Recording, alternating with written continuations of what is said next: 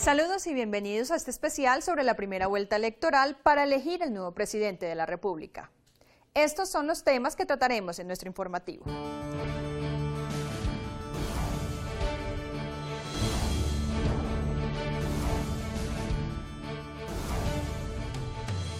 ¿Cuáles son las posibles alianzas para la segunda vuelta presidencial? ¿Entre quiénes y quiénes? ¿A cambio de qué? ¿Cómo será la campaña para las votaciones del 17 de junio? ¿Cambiarán las estrategias?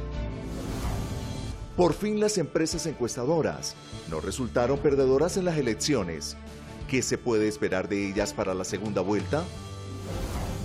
¿Cómo serán las relaciones del nuevo presidente, sea Duque o Petro, con el Congreso?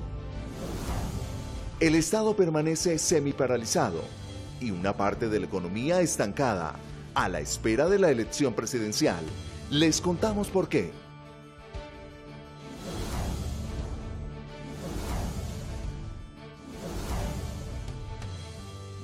La suerte del país quedó echada este domingo 27 de mayo. La participación en la contienda de varios candidatos con amplio respaldo popular no permitió que alguno de ellos obtuviera la mitad más uno de los votos. Y es así como nos fuimos a una segunda votación. Los resultados fueron los esperados. El nuevo presidente será un exponente de la derecha política o un representante de la izquierda. La expectativa hoy es cómo se moverán los candidatos Duque y Petro para obtener los votos de sus rivales que quedaron por fuera de la contienda. Alianza es la palabra de moda por estos días. Veamos con algunos analistas cómo pueden ser esas alianzas, entre quiénes y a cambio de qué. Las movidas de los partidos políticos empezaron a definirse esta semana. Algunas dirigencias políticas ya inclinaron su balanza hacia uno u otro aspirante, otros se encuentran divididos y en el otro extremo están los que han dejado en libertad a sus electores. Para el analista y consultor político Francisco Miranda, la segunda vuelta es un periodo de alianzas y estrategias, en donde lo que está en juego es cautivar cerca del 33% de una población que no votó por ninguno de los dos candidatos que se enfrentarán en la segunda vuelta. 1 de cada 3 votantes del domingo pasado votó por un candidato diferente a Duque y Petro. Ese es el botín.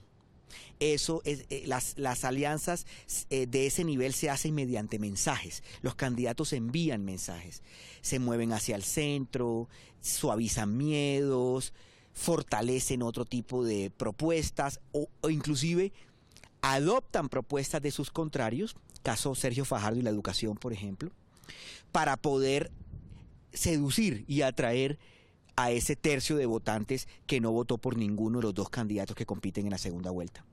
Asimismo, Miranda asegura que el candidato que sea más creíble en su convergencia hacia el centro obtendrá el mayor respaldo político. Que los dos candidatos representan dos extremos del espectro ideológico.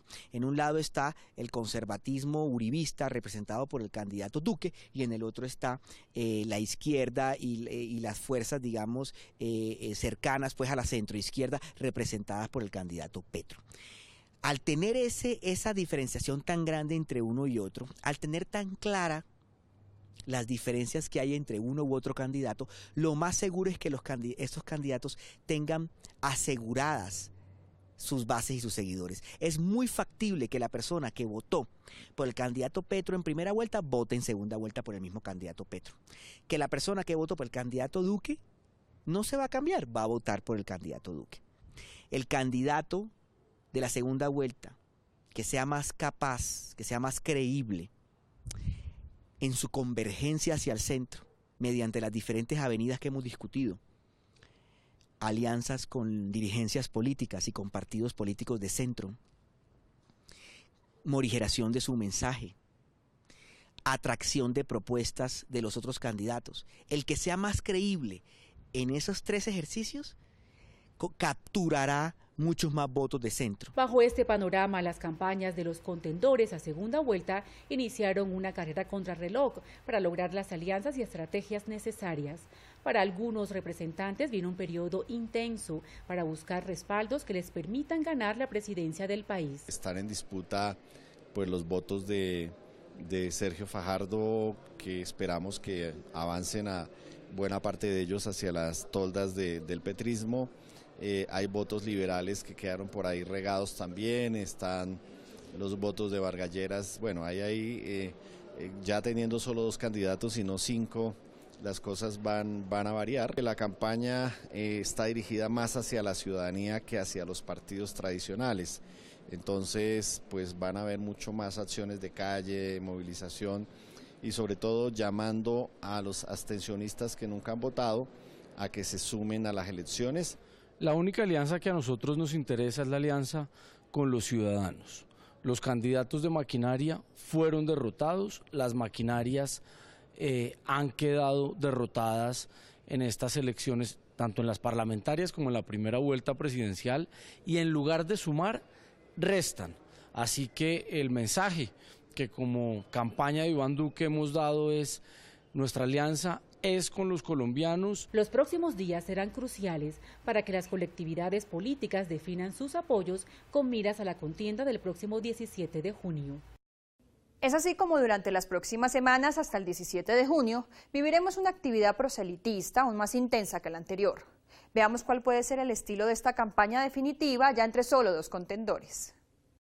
Las campañas de los 2 candidatos en contienda afinan motores para hacer los ajustes necesarios que les permitan ganar la segunda vuelta de las elecciones presidenciales. Para el analista y profesor de la Universidad Externado, Francisco Barbosa, los próximos 20 días estarán marcados por una consolidación de propuestas, pero también una reacomodación de sus mensajes para seducir al electorado.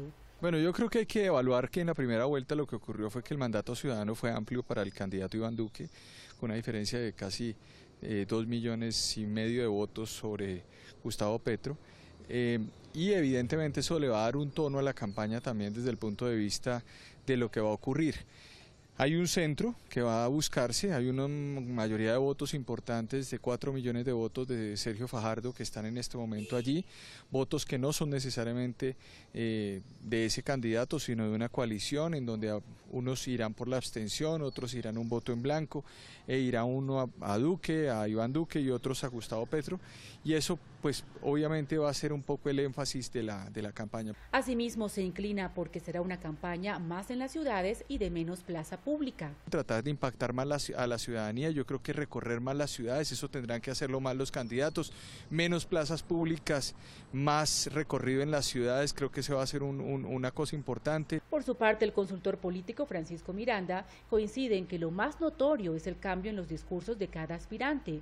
Las propuestas, como ya empezó a notarse esta semana, darán algunos giros para fortalecer las candidaturas. Tenemos que evaluar esos 3 momentos.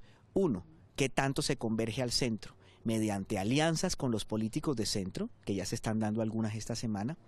2, morigeración de posiciones extremas, por ejemplo, frente al proceso de paz en el caso del candidato Duque, frente a una Asamblea Nacional Constituyente o la expropiación de empresas o de tierras improductivas por parte del candidato Petro.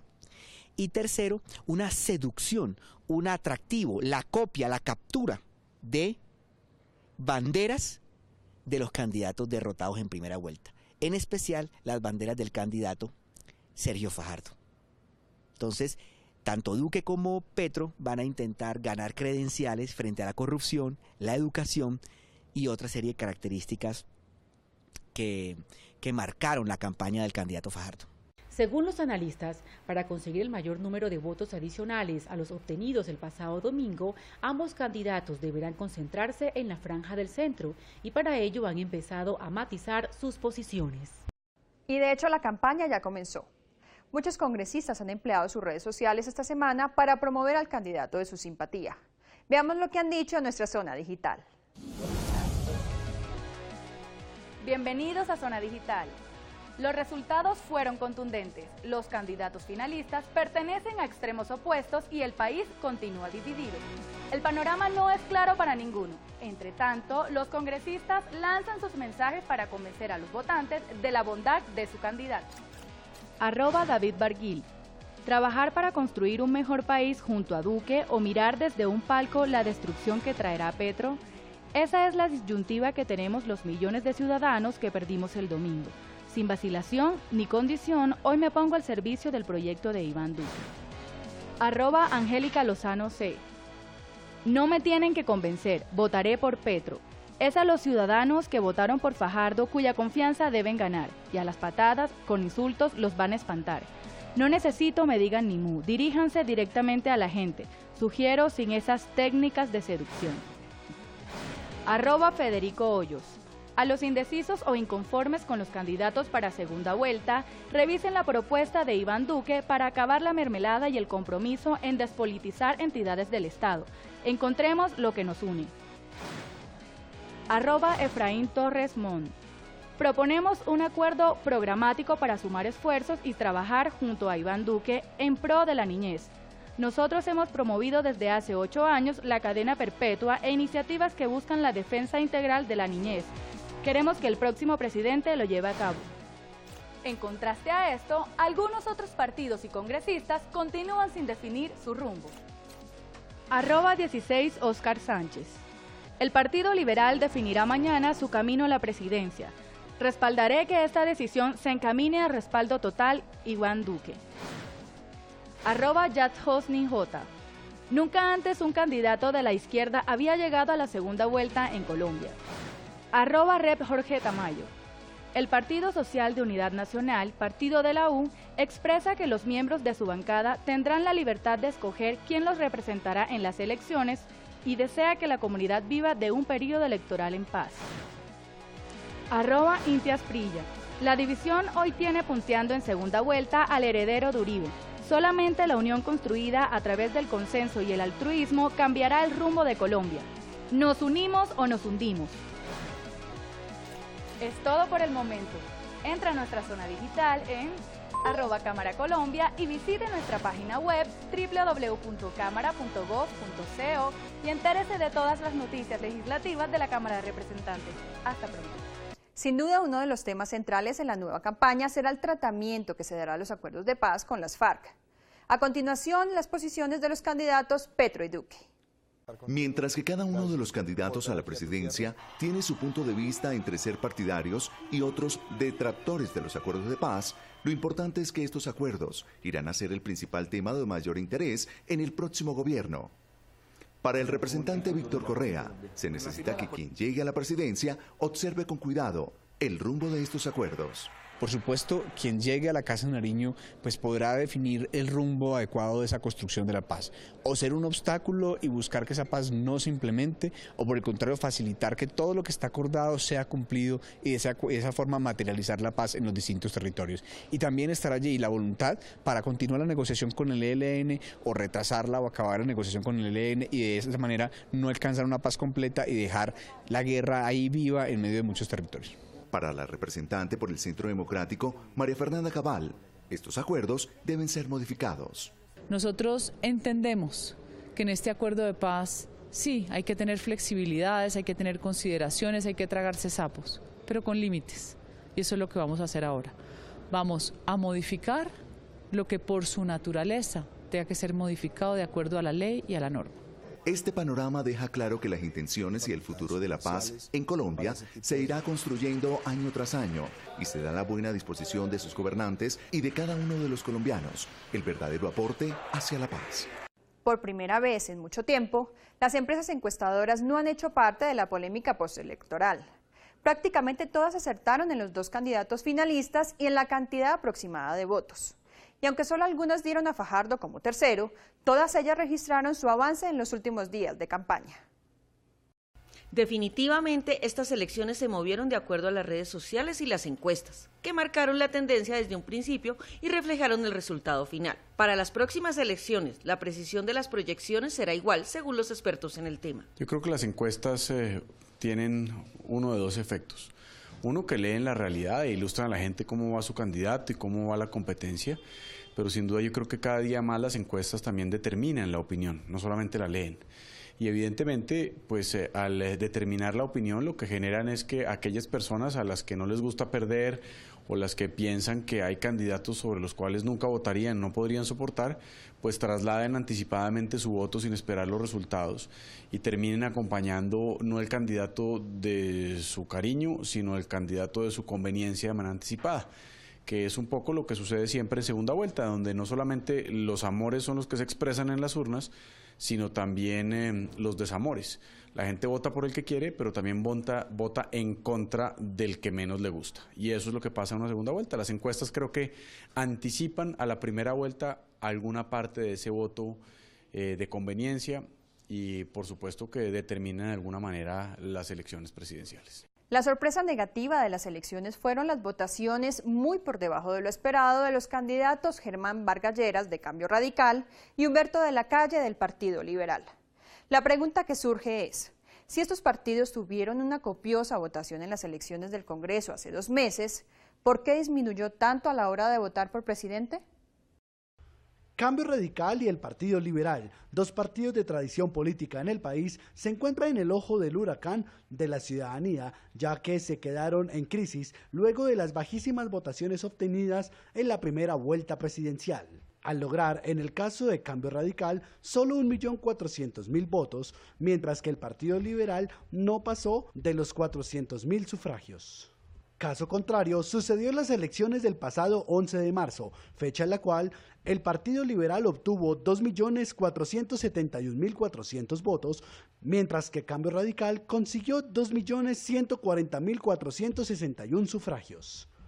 ¿Cuál es la opinión de distintos analistas frente a esta problemática?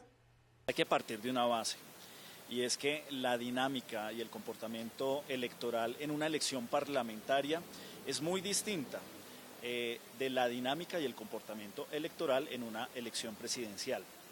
En una elección presidencial pues atienden no mucho a ese direccionamiento político que hagan los jefes, los caciques, los directores de los partidos.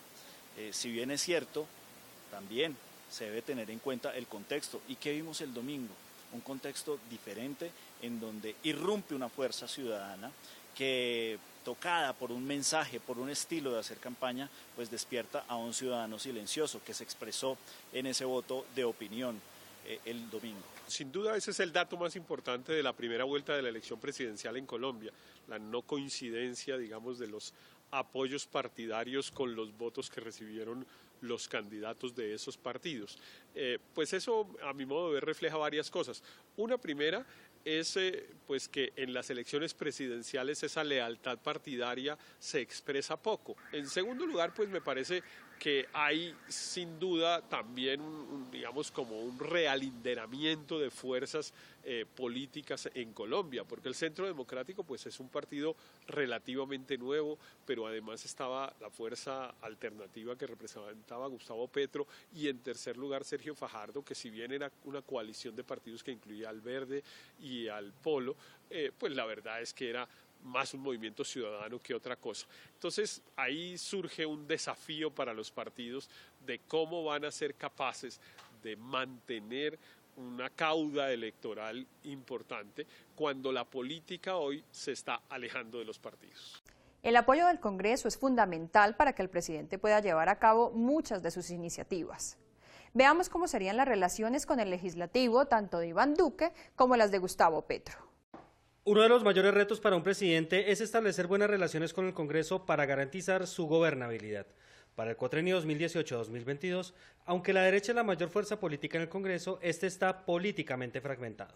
Cualquiera que llegue tiene que empezar a sumar curules para tratar de hacer una mayoría que además por el tema de las curules de la paz y por el tema de que el segundo en la contienda presidencial va al Congreso, la mayoría es un poco más grande que antes, ¿cierto? Ya no van a ser con 51, no se tiene mayoría en el Senado y en ese sentido esa va a ser la gran dificultad para los dos, para cualquiera de los dos que gane. Quizás la mayor novedad para esta nueva legislatura será la presencia de las FARC en el Congreso, un ingrediente que promete ser importante en la conformación de estas mayorías. Como seguramente va a suceder y como en su momento sucedió con los congresistas que eran de las listas de la Alianza Democrática M19, habrá un momento inicial en que serán noticia, en que habrá manifestaciones a favor y en contra de que ellos estén allá.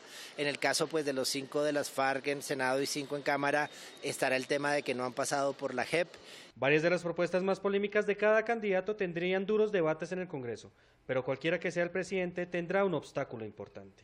depende de cómo el que gane logre construir esa coalición mayoritaria, para lo cual, digamos, hay una contra fuerte y es que no hay recursos, ¿cierto? No hay lo que llamamos la mermelada, está un poco escasa y eso hace que sea más difícil tener esa coalición mayoritaria operando cabalmente. Las prioridades legislativas de ambos candidatos también marcarían su relación con el Congreso. Yo me imagino que Iván Duque tendría mucho interés, uno, en las reformas a los acuerdos de La Habana, en las reformas, digamos, para quitar lo que ellos consideran fueron temas no tenidos en cuenta por el gobierno Santos y lo que ellos consideran demasiadas concesiones, especialmente a la cúpula de las FARC. Petro me imagino que tratará de ir incursionando en los temas que han sido como más fuertes en él, ¿no? El tema de salud, por ejemplo, el sistema de salud, el tema de la educación gratuita, el tema de ajustes al modelo económico. Tanto Duque como Petro tienen a su favor el haber sido congresistas, lo cual ayudará al nuevo presidente a manejar con mayor soltura sus relaciones con el legislativo. Y mientras llega el 17 de junio se define quién será el nuevo presidente, una buena parte del funcionamiento del Estado y de la economía del país permanecerán en modo pausa. Veamos por qué. Principalmente por la Ley de Garantías que está vigente desde el pasado 26 de enero, esta ley impide que las entidades del Estado hagan compras o contraten cualquier tipo de servicio, al no ser que se haga mediante licitaciones públicas. Tampoco se podrá hacer intercambios o convenios entre entidades estatales. De esta manera, el funcionamiento del Estado tiene las manos atadas y un amplio sector de la economía está paralizado. Ya vimos un trimestre del 2018, el primero, creciendo apenas el 2,2%.